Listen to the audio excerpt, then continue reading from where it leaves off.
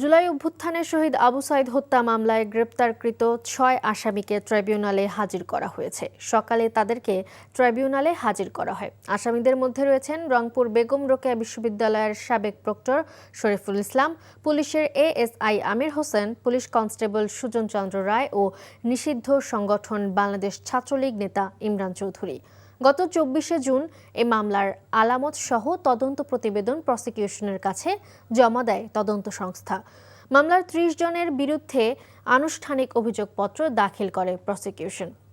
অভিযোগপত্রে পুলিশের সাবেক আইজি চৌধুরী আবদুল্লাহ আল মামুন, রোকেয়া বিশ্ববিদ্যালয়ের সাবেক উপাচার্য হাসিবুর রশিদ, রংপুর রেঞ্জের ডিআইজি আব্দুল বাতেন ও রংপুর মেট্রোপলিটন পুলিশের কমিশনার মনিরুজ্জামানের নামও রয়েছে।